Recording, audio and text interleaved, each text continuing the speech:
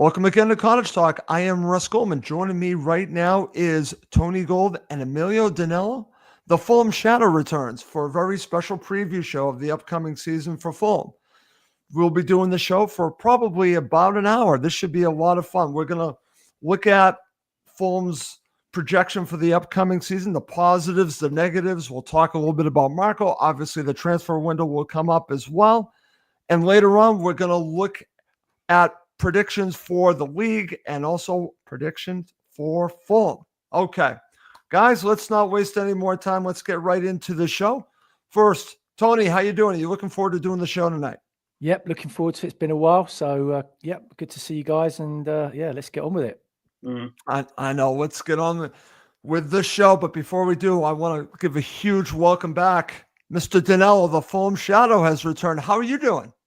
Yeah, hi there, Russ. Hi, Tony. Good to be back. It just seems like yesterday we did an end of season show, but it's like I actually welcome the summer break. I don't know about you guys. It's been nice not to worry about juggling your life around football. But yeah, that's going to soon change at the end of the week when games are going to come in thick and fast and transfer gossip and what have you. So yeah, it's glad to do the show. Might be a little bit out of touch with what's going on in the football world, but it's been nice just to switch off for a while. And I think it's going to be all systems go now from this week onwards. Absolutely. And let's welcome Chris. Emilio, I talked to you off air. I knew Chris would be here. And of course, Chris is with us. Oh, and someone else is with us. Our friend Steve Reynolds is with us. So Good evening, gents.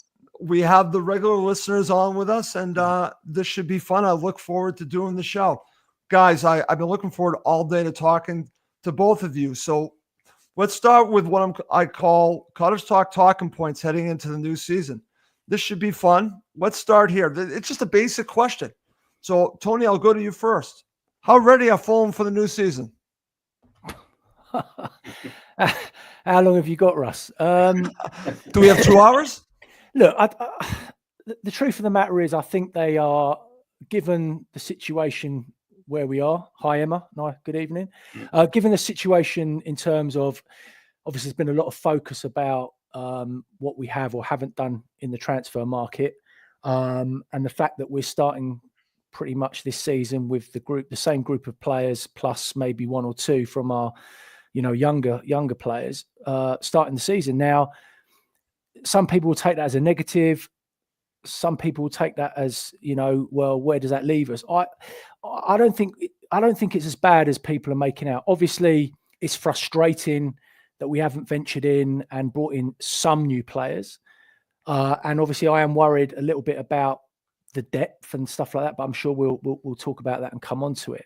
But actually, there is something to be said about having a tight-knit group that's already been together quite a long time. And I think that bodes quite well, providing that we can keep everyone fit and healthy, because that's obviously a big part of it. I think we're all right. I think we're in, good shapes. And I still think we're going to, not panic, but I think there'll be a few players that will join us, probably more likely loan deals than actual transfers. But look, I think our starting 11 for Brighton, I'm quite positive. Okay. And I'm glad that you took us there, because there are going to be negatives we're going to talk about. Obviously, they're going to be positives, but you look at the cohesion. I'm glad that you mentioned this, Tony, because it's easy to look at what they have not done, but you can also look at what they've done. And we're going to talk about that. They've signed their young players. Luke de Figueroa's they signed to a contract. He's obviously out on loan. You have Seth Ridgen and of course, Josh King.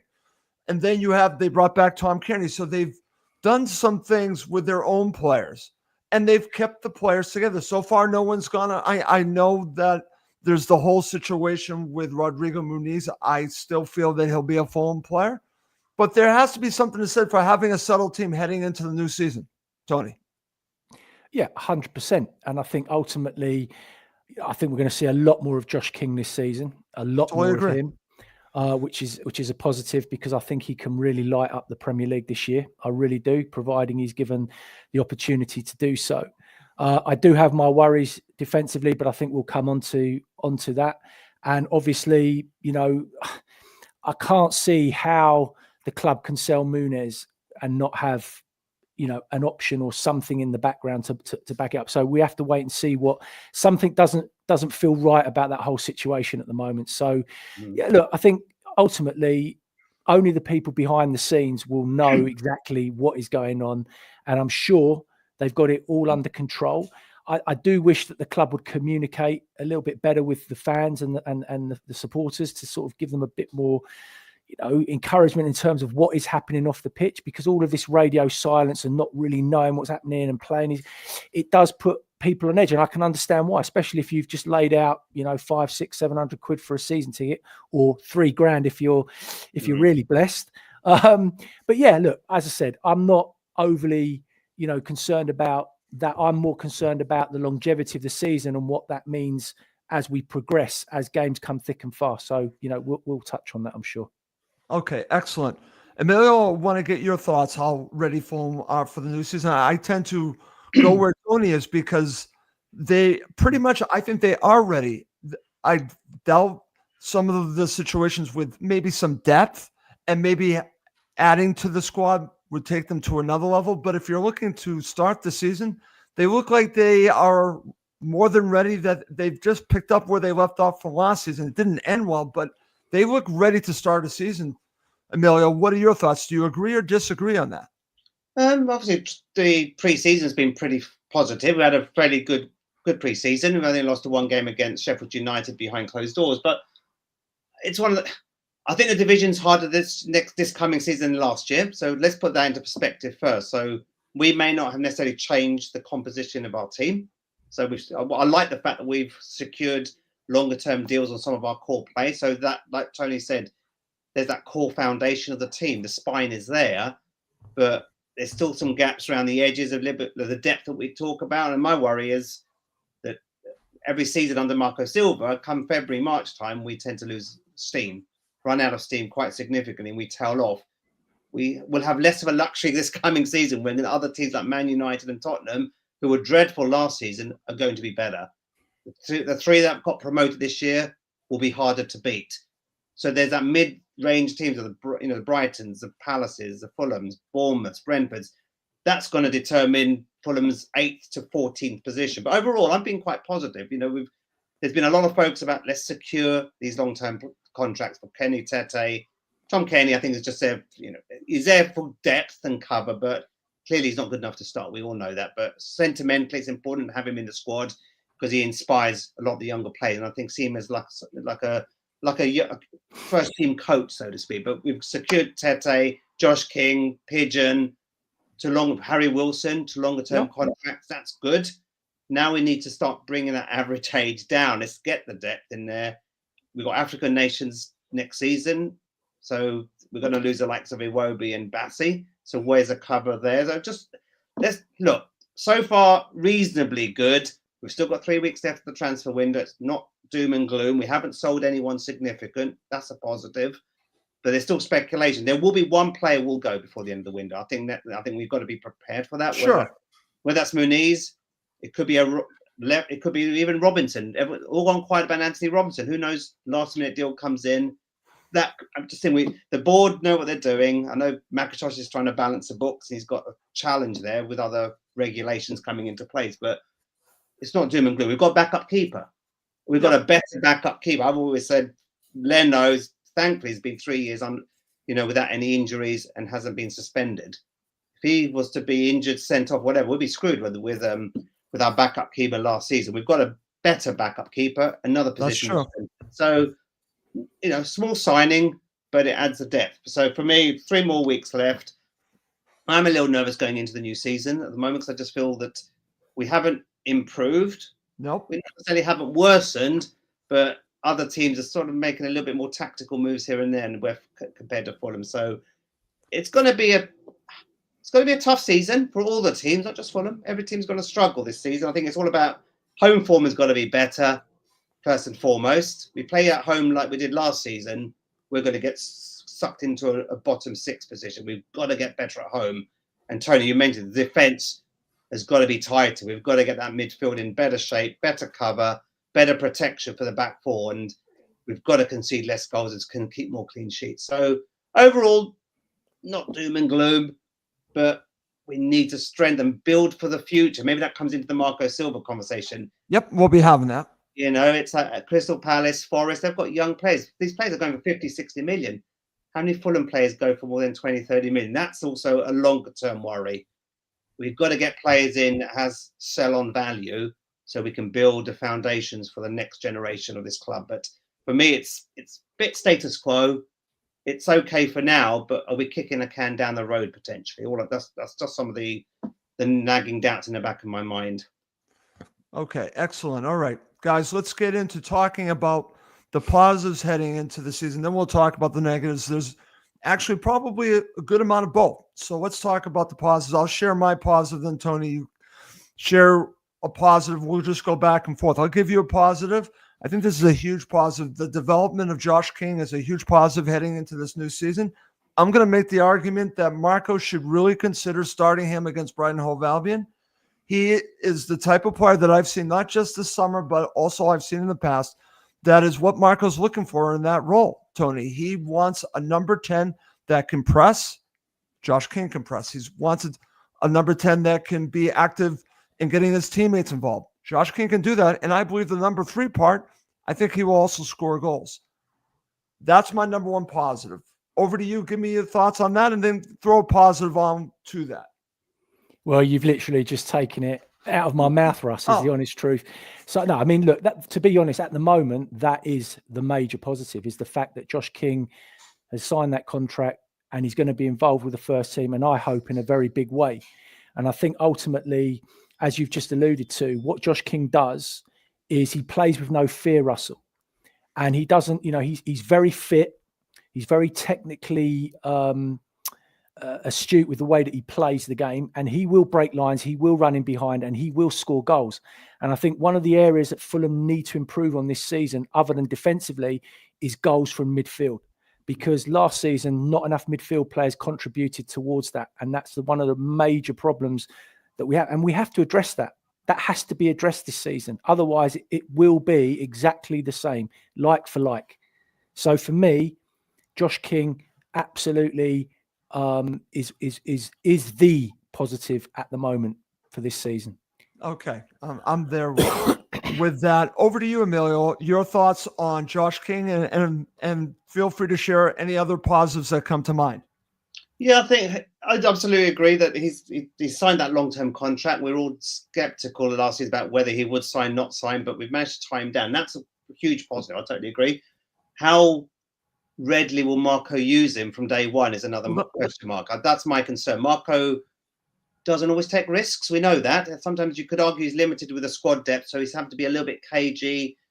Can be predictable at times. It's not a criticism. I'm just saying with the foundations of the squad that he's got, he hasn't got a million and one options to think about. So I don't think he will be actively used. I think he's only, 17, 18? So he's a young fella still learning the ropes in the most competitive league in the world. So we'll see how Marco Silva can mold him into that squad, start giving him game time, maybe playing for the first 60 minutes, maybe impact sub occasionally. I don't think he'll be a regular.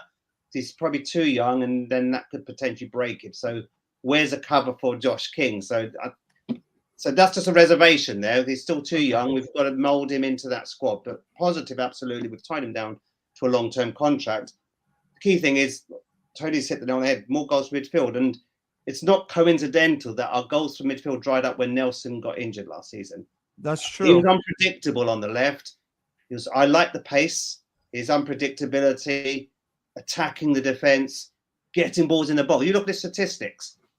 Other than his finishing, which needs to improve, he's young, he's hungry, he's quick. If he can stay fit, he's exactly the player that we need. And it's not coincidence, like I've said, that Iwobi's goals dried up after he got injured last season. Iwobi started off like a house on fire. He disappeared the second half of the season. Why? He didn't have that outlet on the left. And he was played 1 minute in the centre, 1 minute on the left, 1 minute on the right. He was a bit all over the place. And that's primarily because of squad depth. But other positives that we mentioned, we've got Wilson, we've tied down, we've got Kenny Tedder, but these are established players.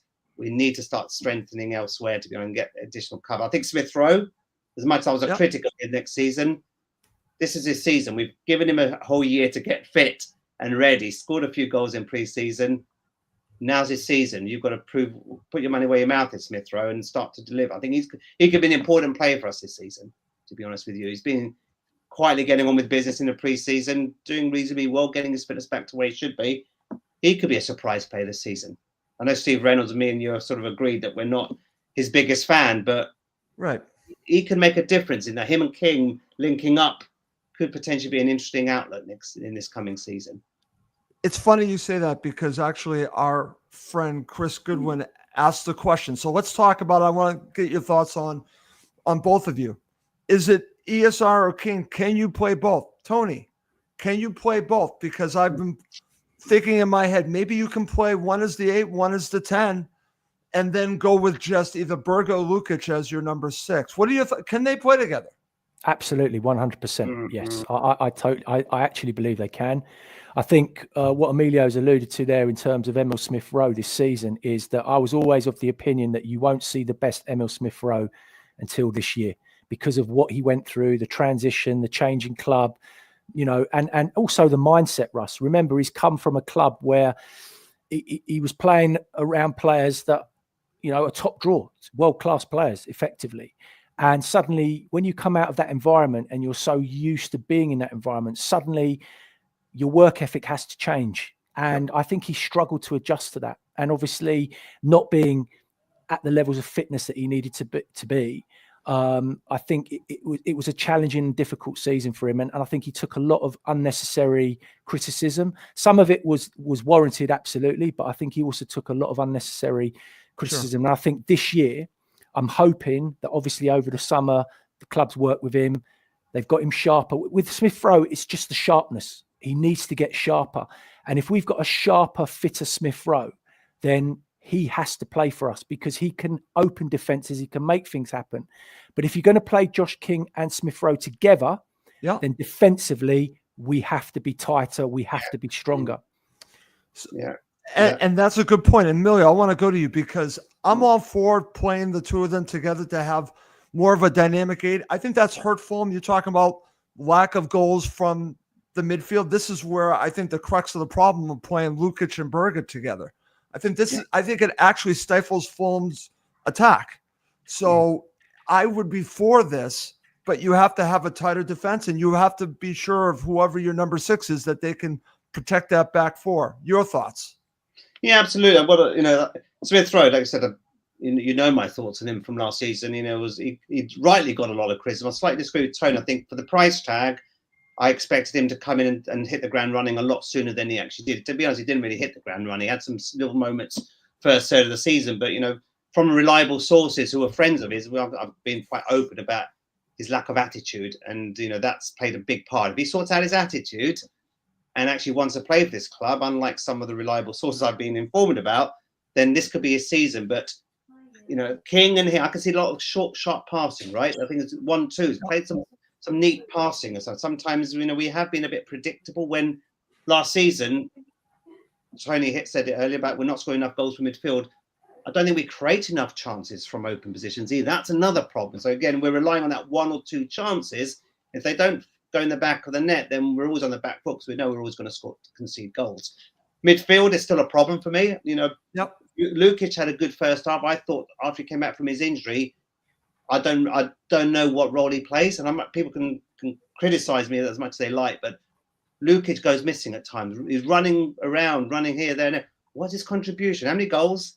How many assists? But we're still conceding goals. So something's not right in that midfield. And that's the key thing for me. It's I'm not sure if Lukic and Berger is the right strategic partnership going forward. Like you said, I agree with you, Russ. It does stifle Fulham's attacking options. I like Berger. I think he'll come good. I agree with that, Emilio. Lukic, for me, in that position, you've either got to contribute more goals, be more involved, win penalties, score goals, assists. He's done none of that. So for me, a starting 11 or a regular starting 11 with limited positive statistics against you. So that's probably an area that Fulham are probably looking to strengthen, because if one of those two gets injured or suspended, we're going to be on the back foot. So no, it's a good point, Emilio. And I want to keep talking about this because, again, we're talking about the positives, but it's going to lead us to talk about the negatives too. And our friend Suhail here, who's actually in Budapest, said if Paulinho had come back, we could have played both, Tony. And I get where he's going on this, because you've also talked about just a few minutes ago. We can do this with the two of them together, as long as you have protection for that back four and your defense is solid. If your defense is not solid and Berge can't do the job, then you are going to be wide open. That's the issue that they have, that Marco will have. Do you be less worried defensively and try to be more offensively minded? Do you trust Berge to do the job? I think this is part of the problem, because against Arsenal, Liverpool, and I said this last night, the bigger clubs, I think you can play both Berge and Lukic together. I would go with Berge. I agree with Emilio. Lukic, for me, is secondary. For me, it's Berge. But the question is, should you be just playing one of them, Tony? You and I have already talked about it. I think you should just play one of them. And if you can't do it, then you got a bigger issue. I think for us to play on the front foot and to be more dynamic in attacking areas, the midfield rotation needs to be better. And I think that, Emilio says it, Berge and Lukic are very similar in many ways. And the problem is, if you've got two players in there that don't contribute assists, don't contribute goals, and are meant to be in there to protect your back four and are not doing that, then the argument is, well, actually, I'd rather be more expansive in the final third and just play one. And like you said, Paulinho would have been ideal, because we know he can do that job because he did it for us. But he's chosen Champions League football, which you can't knock him for it. It is that. And, I'm always a believer that sometimes it's the magic of bringing a player back doesn't always work out the way that you want it to. But we're dealt the hand that we've got. I personally would love to see us be more expansive, which means getting more creative players on the pitch. And as Emilio says, passing the ball better, getting in behind, getting it wide, getting into the box. Yeah. And that's how you win football matches. Otherwise, you know what it's like, Russ. The Fulham defence that we've got, and if we don't make any adjustments to it, all I can say is they better have been bloody working hard over the summer to tighten up, because otherwise we're going into the same back four that we finished last season with, and we know that we couldn't keep a clean sheet for love nor money. It was a real effort. So something has to give, something has to change. Okay. Nothing on the Berge situation. Sorry to interrupt there, Russ. On the Berge situation, you look at him, how he plays for Norway. I've been watching him. Obviously, Italy are in the same group as Norway in the World Cup. We got battered by Norway a couple of months ago in the World Cup qualifier. I heard he was very good. He played in a more advanced role for Burnley, Sheffield United. He played in a little bit more of an attacking role, and he was scoring goals. I think that's his strength, right? Not necessarily in central defence. Yeah. In central midfield, sorry. So again, it's Marco's utilising him in that area. Maybe he's got limited options, because Paulinho went last 12 months ago. Berge, we got him for what, half the price, just even 40% of the same price of Paulinho. But we've got to also be realistic with all the conversation we're having. We are Fulham Football Club. Let's be very realistic where we come from. We haven't got the purse strings and the luxury of some of these bigger clubs. But the problem is we haven't got players with those significant sell-on value. Mbeumo, 50, 60 million. Anzi Elanga, 50, 60 million. Crystal Palace, look at their individual players. As much as we don't like Crystal Palace, how much are all these players worth on paper? They've got those youth, they're developing, they're winning trophies now. That's where we want to get to. We kept saying we want to be like Brighton. We want to be like Palace now. They've won 2 trophies in 3 months. Sure. And they've got a good squad. And they've got a lot of youth with a lot of uptick and development in those players. We need to get to that place. But, unfortunately, these things, you can't just suddenly overhaul a squad overnight. You've got to give it time, plan strategically, which is why I think they've said safety first. Let's shape up the squad and make some, like Tony said, some additional loan signings and maybe sell a player or two. But for me, it's not sell 1 or 2 players. It's sell 1 or 2, but buy 3 or 4. Okay. Not 1 in, 1 out. 1 in, 1 out is not going to work either. No, I agree. Depth. I totally agree, Emilio. Let me just share this comment. Raul looks really fit. He looks very hungry for goals. I hope he can get the service he needs. I totally agree with that. It's funny because I was thinking about sharing him in the well, not him, but what he could possibly do when we get to the negatives, because there is a negative that I want to get to. But I want to get your thoughts on Muniz and also Raul, because I'm gonna put them in the positive category, Emilio. But I still think we need a third striker. We'll talk about what Fulham still need. But how positive are you about those two guys? Yeah, let's put all the speculation out. So I think Tony said earlier, something doesn't feel right with Muniz. And now, I mean, you read all this gossip. I tend to avoid doing that, to be honest. But something doesn't feel right. No disrespect to Leeds or Atalanta who are coming or knocking on the door, but Muniz, why do you want to go to Leeds United? No disrespect to Leeds, bigger club historically, bigger fan base, bigger stadium. What's the benefit of going to Leeds? So I think that's just play. But there were official bids on the table. If you're going to get a big money price tag for him, 50 million, the club will sell him. Let's be frank. Then the club are trying to find, basically, they probably have backup options. But if McIntosh gets offered 45 million for Muniz plus some add-ons, you think he's going to say no? He will go. He will go. McIntosh has got to balance those books, and we've got to have a backup plan. So yeah, you're right. We need another striker as a backup.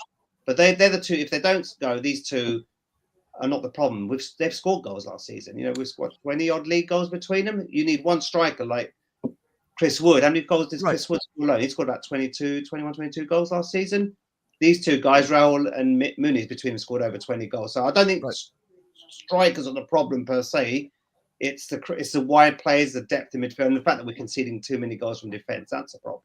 We're going to get there in just a second, but I want to go to, and I'm glad that you brought that up, over to you, Tony. I want to get your thoughts on this. I also want to say we have to throw a massive positive has to be Bernd Leno, because he will, by himself, save Fulham points, get Fulham points. That's a huge positive. But I also think, you and I have talked about, we know that they need another striker, but I have confidence in these two guys if they're both involved. Your thoughts, Tony? Look, it just wouldn't make any sense to me at all on any level if we end up selling Muniz. I get that if someone comes in with 50 million quid, I understand it, but he's young. We've spent a lot of time and energy with him, developing him, making him, a better player. He was coming on last season.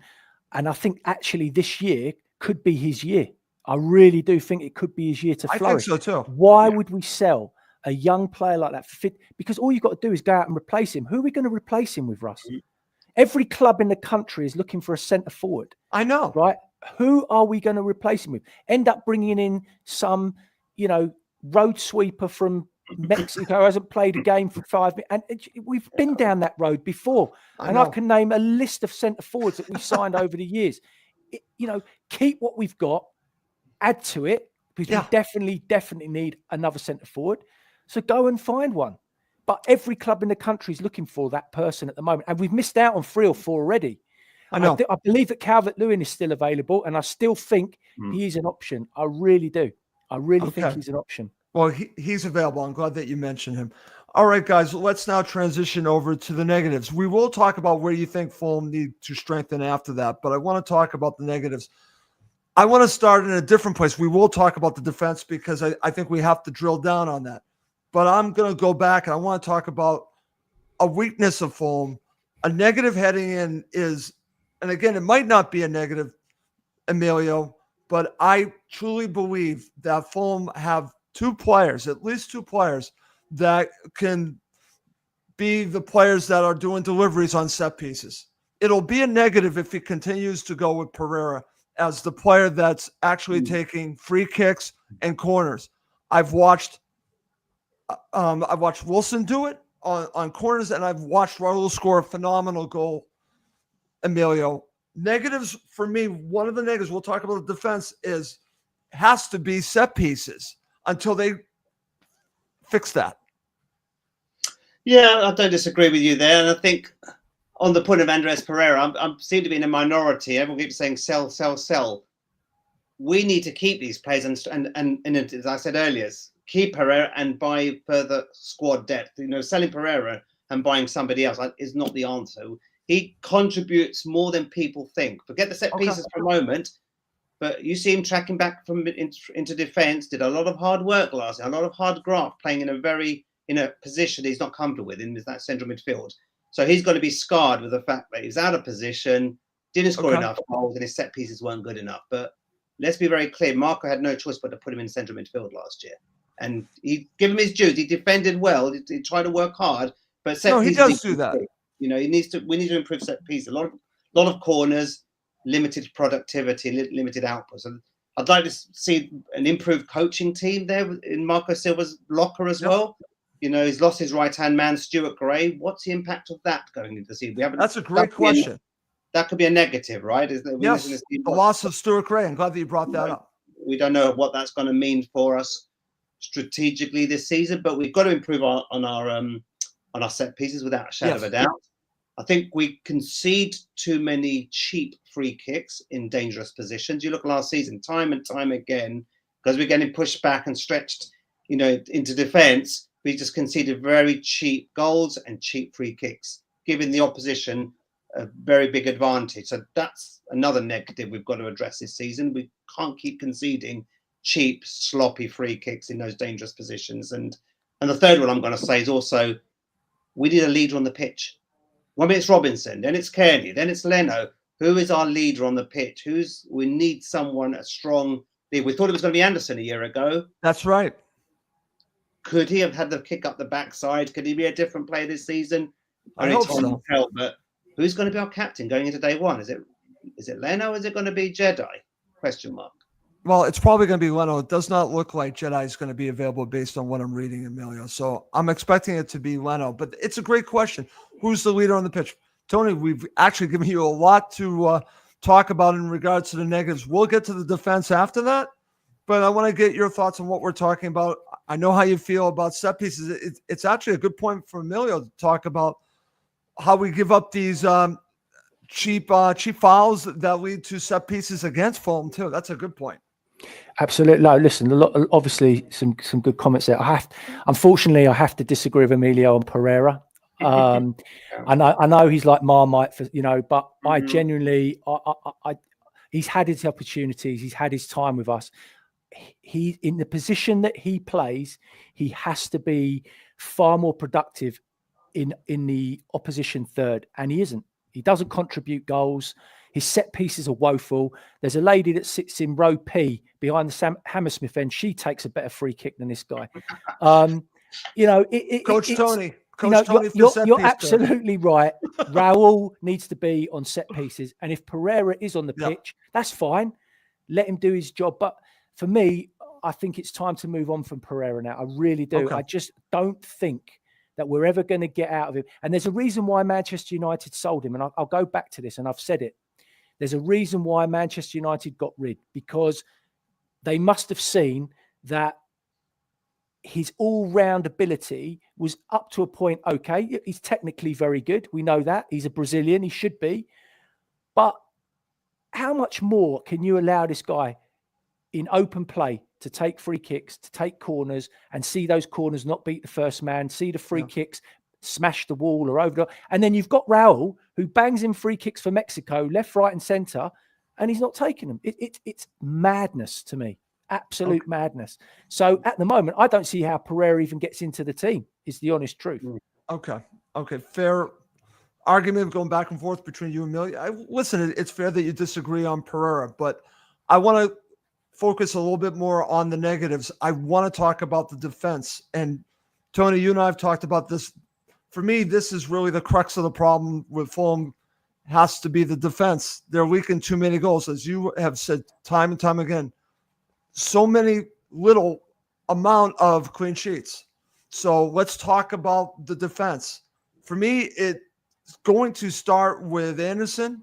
That's where I start with the issue that they're having. I feel confident with Calvin Bassey. I feel confident with Kenny. Jedi can get back, but as we both know, he is more an offensive left back. So where do you fall on the defense? Because it is a negative as a unit. Well, if you want to strip everything back to last season, okay, the reason why we ended up finishing where we did, and I know we still got the maximum points we've ever had in a Premier League season. I understand that. But the main issue was our defence. Collectively, not so much individually, but collectively. Yes, we had individuals that made mistakes in bad positions. You know, we gave the ball away in bad positions. Collectively, players got drawn out, etc. But as a collective unit, we didn't defend well enough. And that was shown in the fact that we only kept 5 clean sheets all season. And the only 3 teams that finished with lower clean sheets all got relegated. Every single one. And that is an issue for me, Russ, because ultimately we are heading into this new season with no changes to our back 5. We're lucky to have Leno, world-class goalkeeper. Absolutely blessed to have him. We've still got the same fullbacks, although obviously Ken Tete will be fit again this season. And obviously we don't know what's happening with Robinson and Sess at the moment. But my big worry is we've still got the 2 centre halves that we had. And my big issue was Anderson. He was the problem for us last season. Okay. The amount of times he got caught out of possession, the amount of times he got caught turned, his body shape was wrong, he got run behind. That was a problem. And I don't know, maybe he's had a good summer. Maybe he's got himself a bit fitter, a bit sharper. But if we don't bring in another centre half, for me, I don't see anything changing for us defensively next season. Nothing. Okay. Emilio, where do you fall on the defense? Yeah, I think, look, it's when Bassi will get better. Again, he got a little bit protected from criticism last year because Anderson made so many mistakes. It's all about Anderson this, Anderson that. Bassi made a lot of mistakes. So if you actually want to analyze, he made a lot of mistakes, which because he's more of a fan's favorite, I guess he probably got a little bit more protection. But I like Bassi. He'll get better. He'll get stronger. He might be the leader we need from defense, actually, to maybe captain the team one day if we can keep him strategically. Steve Reynolds, he's a Diop. I think he was unfairly treated. He was dropped at the end of December, I think it was, when we had that 8-9 game unbeaten run December. Made a mistake against Bournemouth, but we had enough time to sort ourselves out and clear that ball before the Bournemouth got that late equaliser. But he got vilified for that. But Anderson and Bassi made many other mistakes, and seemingly Diop didn't have another chance. I think if someone comes in for Diop with a reasonable bid, he will go. So as much as I like Diop, I think his days at the club are numbered, right? So he's probably on the shop window, so to speak. But Cuenca will get better. Someone's mentioned here about Cuenca will be all right. I think he will. But equally, I've seen some rumours from Spain and Italy that the Mediterranean clubs are sniffing after him as well. So we need another centre back, right? Anderson's position should not be taken for granted. And like Tony says, hopefully he's sharpened up. He's bucked up his game in the summer. He's had a new haircut, new hairstyle, maybe. What he needs, to be honest with you, just to have a new image, a new brand, new identity. But if Tony's right, if you don't change the defence, you don't change your central midfield. Emilio, let me ask you a question quickly. Sorry. When the African Nations kicks in and Bassi goes, right? Yeah. Now, I think Cuenca is a really good defender. I think technically he's probably the best out of the 3 that we've got in that position. I think he's underrated. I don't think we've actually seen enough of him. But when Bassi goes, what's Silva going to do in that situation, in that position? Because I think Diop can come in and do a job, absolutely, but I don't think Anderson is good enough without someone like Bassi playing alongside him. I think it's a major problem, a major worry for me. It really is. I agree with you. I think the African nations, I think we mentioned at the beginning of the show, the fact that Iwobi won't be here, Bassi won't be here, so we're going to lose them for the best part of a month, right? And there's a lot of fixtures around Christmas time and the New Year, crucial key time. So it's, I think realistically, we're probably going to go into this very shortly about where will Fulham finish this season. But look, I still think there's still going to be a couple of loan signings at least coming through. Okay. I trust the owners trying to balance the books, trying to generate more sponsorship, trying to create more money through the club, right? It's not all about football tickets and football prizes. It's actually, we need more sponsorship. That's where the problem is at the top. You actually look at it as a business model here, and I'm digressing away from football, but the club is a business. If you're not generating enough money through the club, through its books, through sponsorship, we are going to struggle, which is why, love him or hate him, I'm just playing a financial hat on here.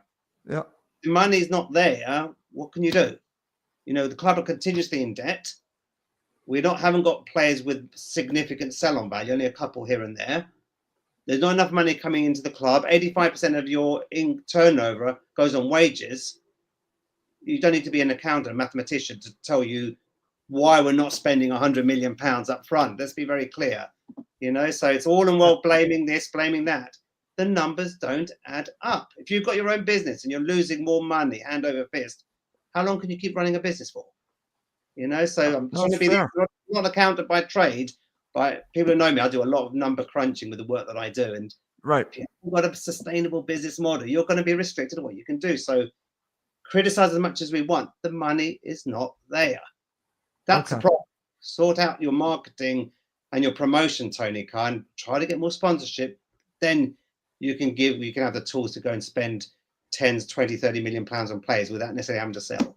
That's it's reality, right? It's a reality. No, I definitely understand that. I'm glad that you talked about the financial part of this, Emilio. And that's going to lead us to talk two more topics, and then we'll do our predictions. Let's talk about where Fulham still need to strengthen.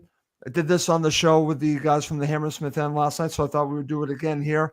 I'll get us going by saying a left winger. Obviously, you're seeing all the rumors with this player by the name Kevin. You could put Reece Nelson in there as well. But I think that's the position. I'll go to another striker. That's where I start. Where do you go, Emilio? And then I'll go to Tony.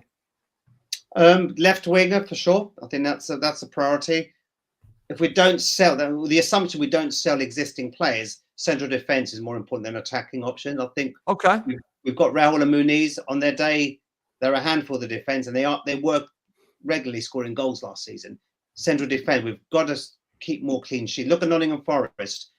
I think they'll struggle this year because they're in Europe, and I think you've seen if they've had a poor pre-season, they can't score for dear life at the moment. But they got into Europe based on the first 2/3 of the season, all those clean sheets, winning 1-0, scraping those 1-0 wins against all a lot of the teams in the division. So for me, it's getting that central defender back up. That's key. Or back, basically, what's in there? Anderson not guaranteed his starting position. At the end of the day, nobody should be guaranteed a starting position. You have to earn that right. But they're the two priorities. And striker, yes, but you could argue central midfield is still a problem, right? Again, we're very sluggish and slow in that midfield. It's very passive and can be very predictable to break down. So I think there's other positions that are of greater importance than a striker, in my opinion. We need a third striker, but not a world-class striker. So these two, I think, are capable of scoring 20-plus goals between them. Okay, excellent. Tony, how about you? Do you agree with that? Or is there anything else you would add to it? What are your thoughts? So for me, the first area that we need to strengthen is in the coaching department. I think Emilio touched on it about Stuart Gray going.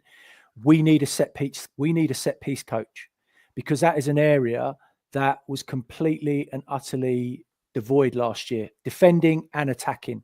This zonal marking that Marco Silva employed defensively was an absolute disaster. Disaster. The goals that we conceded from those situations clearly didn't work. Somebody mentioned in the chat about having a commanding players, leaders, etc. Completely lacking. So for me, that is an area that we need to strengthen massively. Chris Goodwin.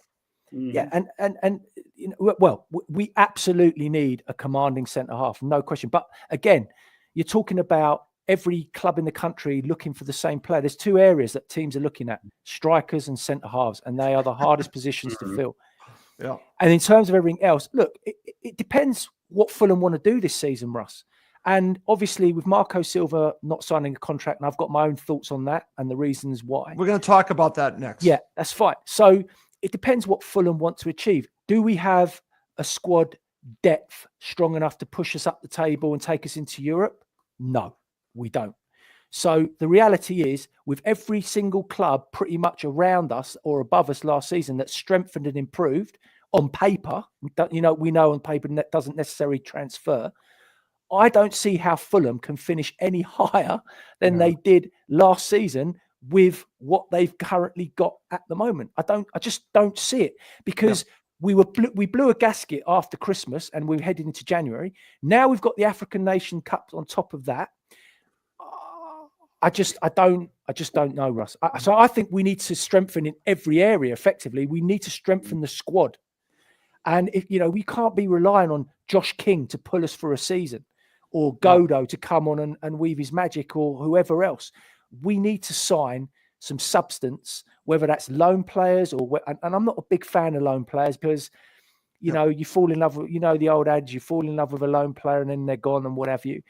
But yeah, I just think, and as Amelia touched on, financially, off the pitch, the club is a mess. The club is an absolute Emilio's mess. great. Thank you, Emilio, for mentioning. I'm glad that you're following up on that. You know, so off the pitch is where it needs to get sorted out. And until that gets sorted, I think someone again mentioned it in the chat, you know, we've got the highest season ticket in the Premier League. How is that possible? How can Fulham Football Club be selling tickets the highest price in the Premier League with what they're turning out week in, week out? It makes no sense. So off the pitch is what needs to be addressed more than anything. That's a great point by both of you to talk about that. And that's going to lead us to talk about the Marco situation, because I think this is really the crux of what's going on behind the scenes. I want to get both of your thoughts on this. I'll just share my thoughts about when we talk about strengthening the squad. I think the uncertainty of Marco is a massive factor in this. If you are a player and you want to come to, say, Fulham, and you're the manager that you want to play under is uncertain of his future, do you sign on the dotted line with Fulham? I think that's causing a problem here. So I think it's twofold, because he's not gotten the players in, but I think Marco not signing the any kind of extension is adding to it. So Emilio, I'll go to you first, and I'll go to Tony. The Marco situation is like a cloud hanging over the club. There is, and we had the same conversation 12 months ago. I mean, we did. You know, we were saying similar situation then. But look, I'm going to put a question out there, and people who are watching, and obviously you two as well. It's easy to criticize the board, the director of football. We're not giving Marco the players he wants. We know factually Marco doesn't like to have big squads. He likes to have proven, established players, so to speak. So how much is this is the uncertainty?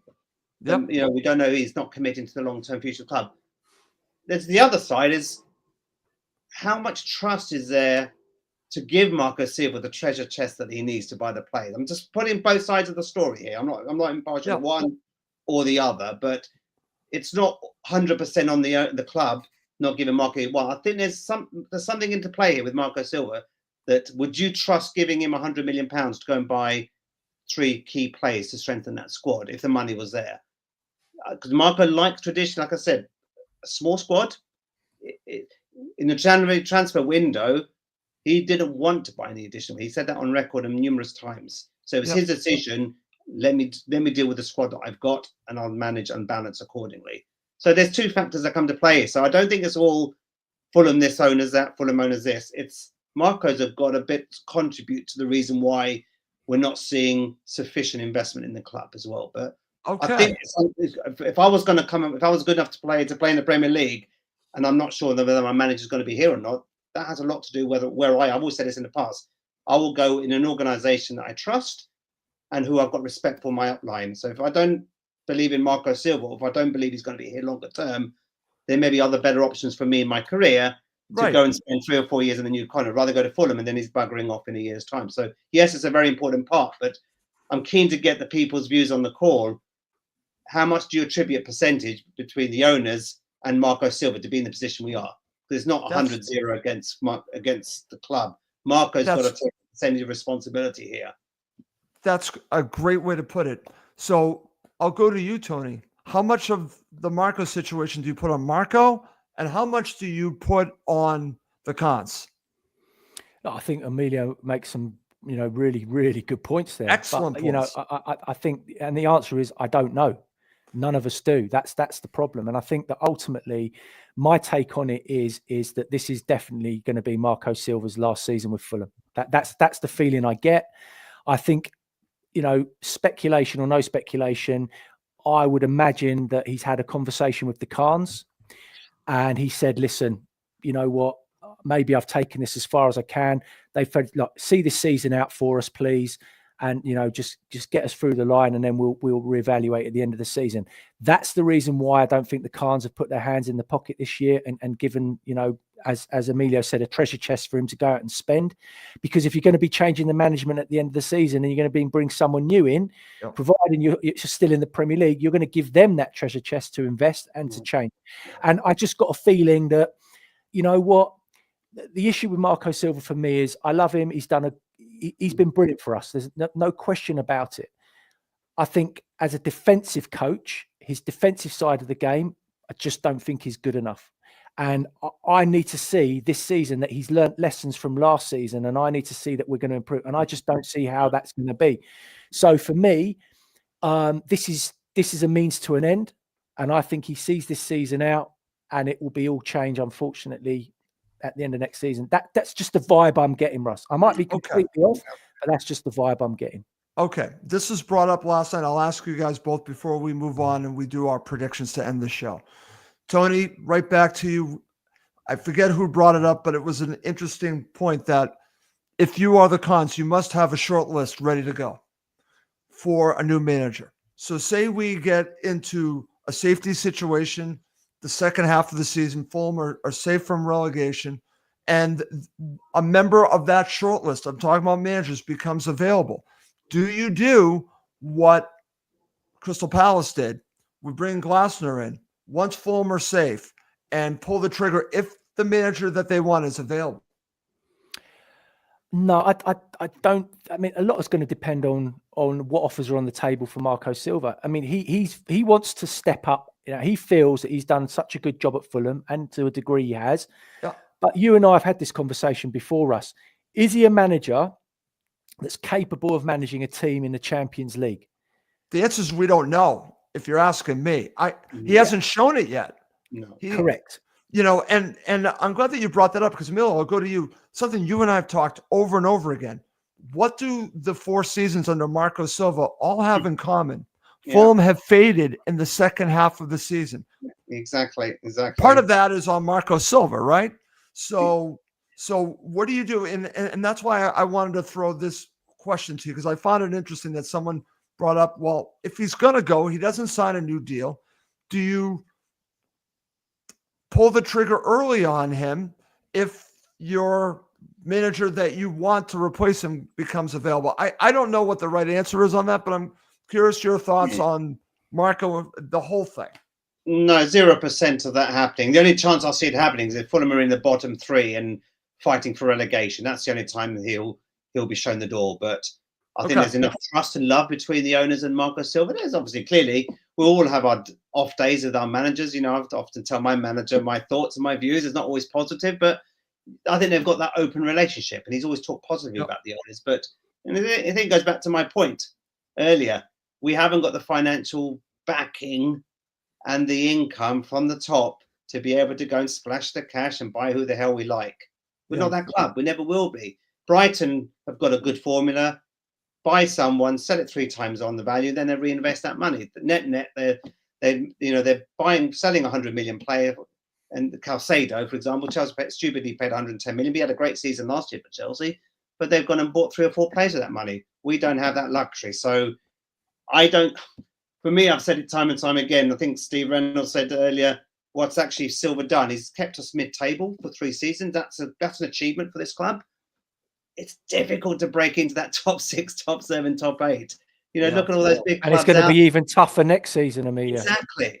Tottenham and Man U are going to be better this season. Right. Thomas Frank took the Tottenham job. Thankfully, that means Marco Silva stayed at Fulham. But you know, it's a tough season. Marco Silva's got a tough job in it, as has every Premier League manager. The division is ruthless.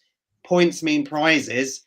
I don't think we'll hit 54 points this season coming, but we've got to be more ruthless against the teams below us and that home form. Do that, secure Premier League survival, and then we see where the club goes. But I can't see Marco Silva staying beyond the end of the season. I think his time has come. Steady the ship, stay in the Premier League, sort out some of the other financial issues behind the scenes, and new manager will come in with probably with a bit of a different approach, different structure, different strategy. Here you go, Carnes. Well, they'll go and spend. They'll trust that manager to buy to the players to manage that philosophy and strategy and vision. But I think there's too many risks by throwing too much cash on the table, because we can end up with all these financial implications, and the club will continue to go more in debt. It's bottom line, right? Okay, excellent. And listen, I'm going to agree with both of you. If I had to make a prediction, we're going to do predictions coming up next.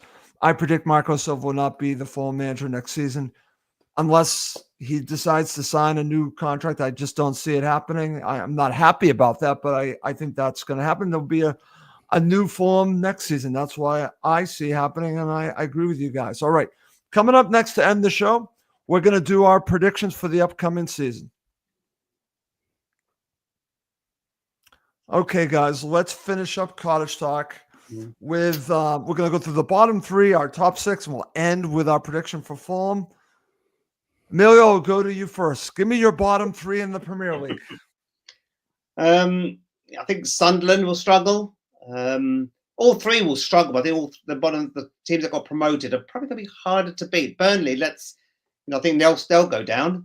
But Leeds, I'm still a little bit uncertain. I think Leeds can give a good fist of it, but they've not bought anyone this season either. They've struggled with any transfer. They're leaving it to the last minute as well, and a lot of their fans are up in arms. So realistically, you expect those three to be relegated, but Wolves are going to struggle this season. I think Wolves have sold some key players. I think they could be in the mix.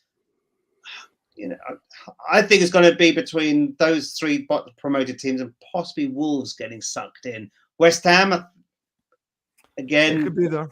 They could be there in the bottom six. As can Fulham, as can Brentford, as can Bournemouth. There's not much in it. But there's going to. I actually think the promoted three will probably get relegated, but Wolves could get one of those bottom three positions. Okay, I'm going to go with Burnley at the bottom. I'm going to go with Sunderland, and I'm actually going to go with Brentford, and that's probably more wishful thinking. Okay. So I do want Brentford to be relegated. So that's kind of where I'm going on that. But I think it could be any of those teams. I don't think it's going to be Fulham, but I understand why you said that too, Emilio. All right, Tony, your bottom three. I think it's going to be 3 of 8 is the honest truth. And I think it's going to be, it's which teams are going to pick off points from teams around them. And we all know what happens in that situation. For me, I think actually Sunderland are going to surprise a few people this season. I know they're everybody's bet. I actually think they've made some really shrewd signings. I think Granit Xhaka's a great signing.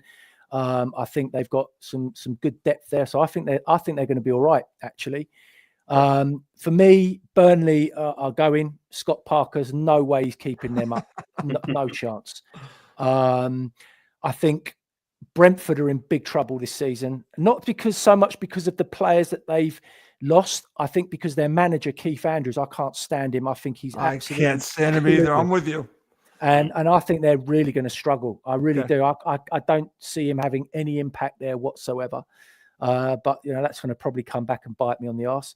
I think West Ham are going to struggle. I think Graham Potter is going to be under a lot of pressure this season. And I think their expectation... I think those three for me, Russ, I'm going to go West Ham, Brentford, Burnley.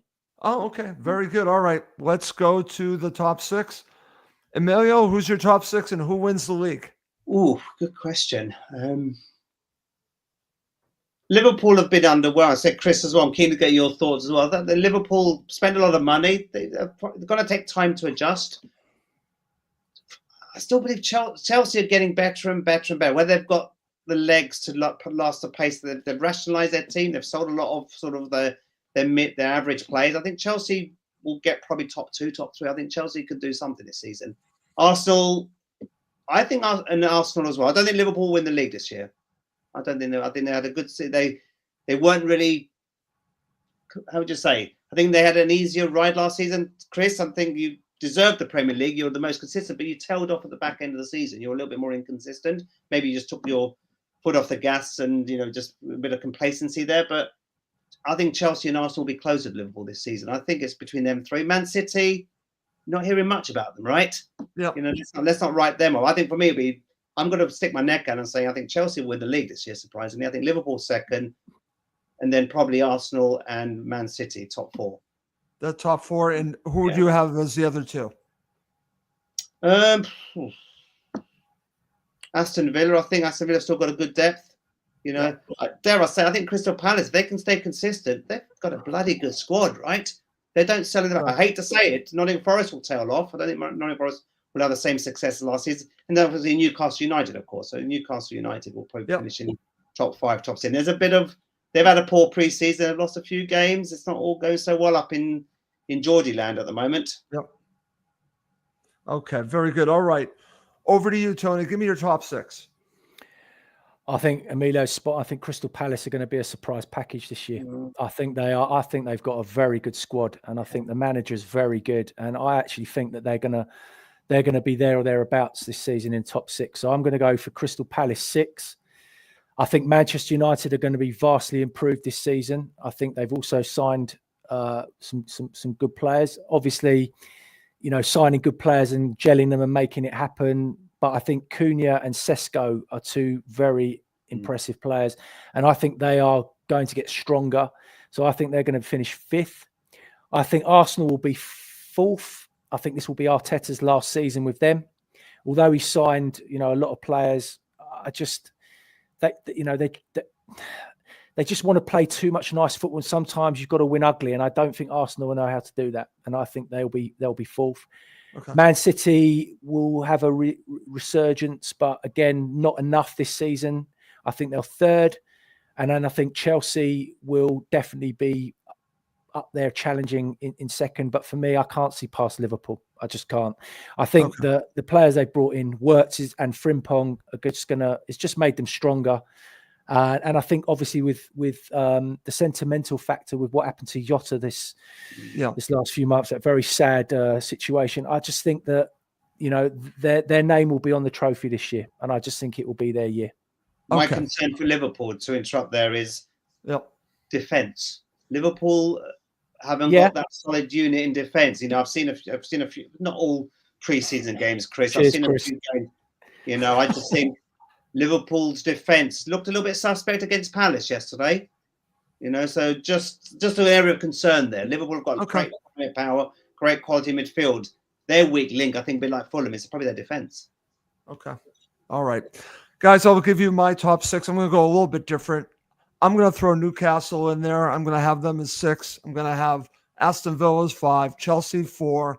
3, I'm going to go with Man City, Arsenal 2, and I will go Liverpool winning it again. Yes, Chris, I'm going to give you Liverpool winning it again. So that's where I'm going. Guys, to finish up the show, we have to talk about Fulham. And I purposely did not share my predictions on the last show because I wanted to do it here. I'm going to go last. Tony, I'll go with you first because I'm fascinated with your prediction for this. Give me your prediction for Fulham. I've got to take the emotion out of it, Russ. And that's not easy. But as it stands at the moment with the squad that we've got and obviously the effect that I think the African nation's going to have on us, and I think it's going to be more of an impact than people think, I'm going with 15th, Russ. 15th. Okay. All right. Fair. Again, you're looking at everything that you're seeing right now. 15th. Emilio, what do you have? I'm making an assumption that we're going to strengthen before the end of the transfer window. I think by that, I'm adding a bit more depth, not one in, one out. I think on that proviso, I think we can probably 12th at the push, 13th realistic. I don't think it'll be. I think 12th or 13th is where we're going to finish the season. But for me, it's that points tally. Are we going to be getting those, home and away wins against Newcastle United? I don't know. Tottenham at home, they're much better. Just look at the games that we won last season against those top 6, top 8 teams. We need to get a better points return against the Bournemouths, the Brentfords, the Sheffield, Sunderlands, Burnleys, etc. It's a harder division, right? Harder division this season. I don't think we'll hit 54 points. Where does 46 to 49 points get you this season? Everton. We haven't talked about Everton. Everton are looking better. They finished very strongly last season. They're going one way, northwards. They're going to push up that table even further. And thing we haven't touched on this tonight, we've got to sort out. You take the lead and you protect that lead. They've been horrible at that. Southampton last year for the most points lost. Admittedly, we won a lot of games from losing. Tony has said that so many times. Yeah, that's got to change. So let's be more predictable. Get an early lead, protect the team, and don't lose that game. And we've got to go and pick up those. For me, it's not about beating the Liverpools or Chelseas. It's not losing against the teams around you. So Tony's right. 3 from 8 will go down. We're one of those 8 teams in that mix. We won't go 100%, down. But we're one of 100%. those 8 teams that has to be consistently not losing against those teams around us. Okay, excellent. Good predictions from the two of you. Now it's time for me. Now, the last 2 seasons, you guys probably know this, I predicted 7th. I've been wrong twice, and I'm not doing it again I'm not a 3-time loser. I'm a 2-time loser, so I'm not doing it. I'm going to try to be more realistic based on what I'm seeing. I think that it could be higher than what I'm predicting. I'm not going to go as low as you, Tony. I think that we are part of that 8. I'm not going to disagree with you. I have us as 12th. I'm going to go 12th. I'm trying to pretty much bridge the gap to me, my overconfidence, and try to be more realistic. So I'm kind of meeting in the middle. So I'm saying 12th. I'm going 12th, and Paul actually agrees with me, 12th. Do you know what that means now, Russ?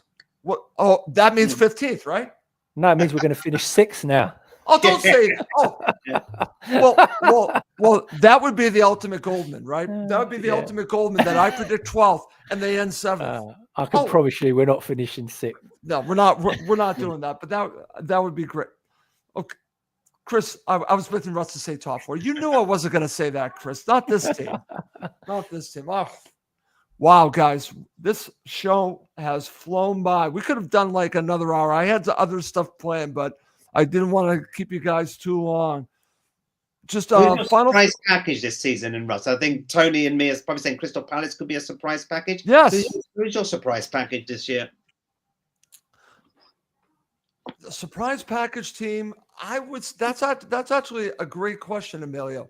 I'm gonna have to say Crystal Palace. Oh, Crystal Palace. I'm gonna have to. I don't know if that's really a major surprise. Actually, you know what? I'm gonna change that.